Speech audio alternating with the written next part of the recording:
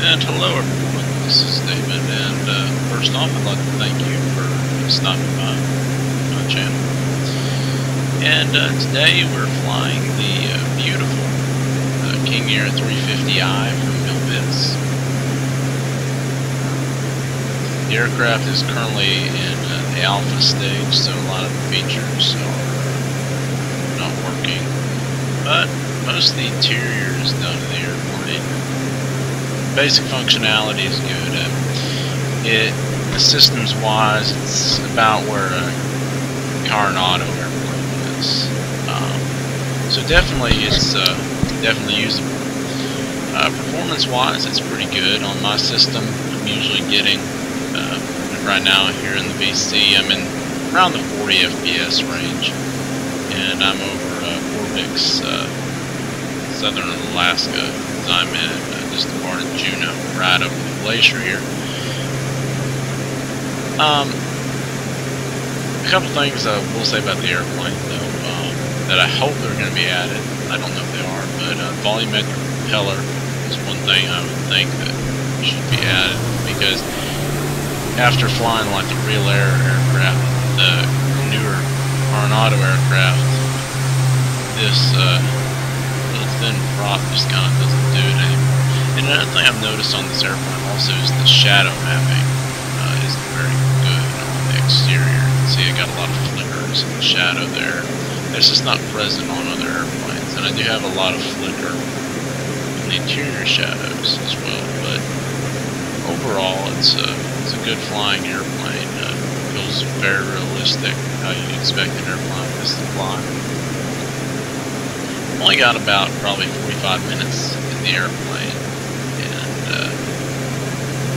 that's about it. But overall, I'm pretty happy with it. I don't know if I'm going to be flying this airplane a whole lot until it's released, just because, you know, most of the system functionality is not there, but the autopilot is working.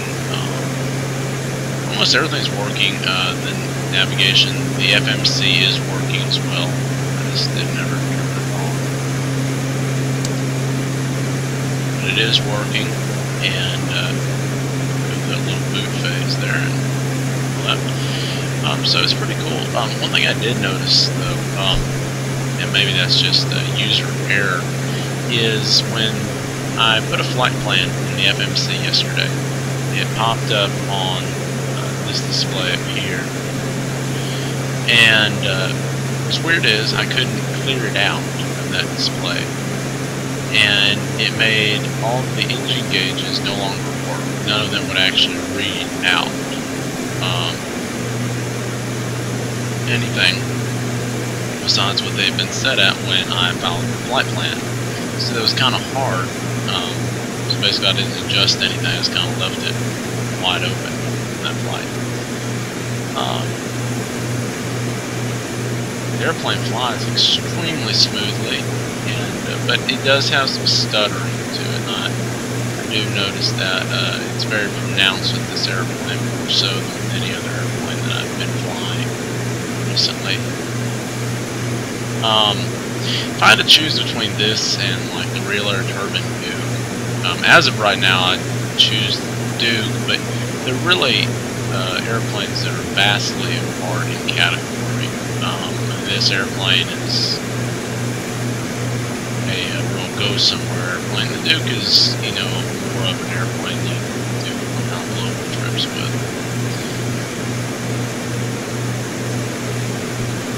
Takeoff performance on this airplane is astounding. It's got tons of power. One thing I really like about this airplane, though, is that when you start up, it doesn't try to take off and run away with you.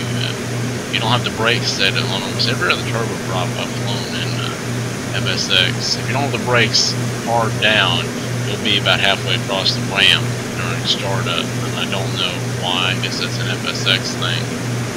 But this airplane doesn't do that, and that's nice to see that they've taken the time to model the engines so that they don't take off like the airplane doesn't really take off like that. about sums up my thoughts on the airplane, so I guess I'll just kind of do a quick walkthrough here. You see it. You'll have to forgive me, I don't have easy dock or anything like that, so I'm kind of using all the old key things to move around. But the shadowing looks really nice in the passenger cabin. And they've got all the animations, these working. You pop up an LCD, pop up this. So that's pretty cool. I don't know if they'll ever put anything in those, probably not. But those work, and I don't think the interior lighting works just yet. I think the cockpit flood does work.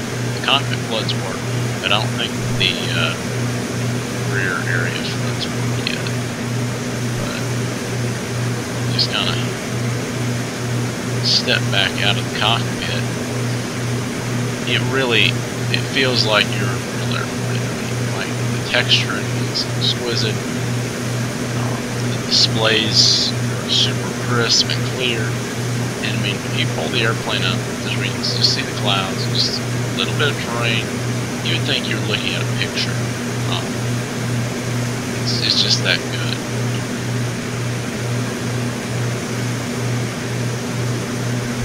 But that about sums it up for this airplane. If you have any questions about it, please let me know in the comment section below, and I'll try to ask, or I'll try to answer them for you.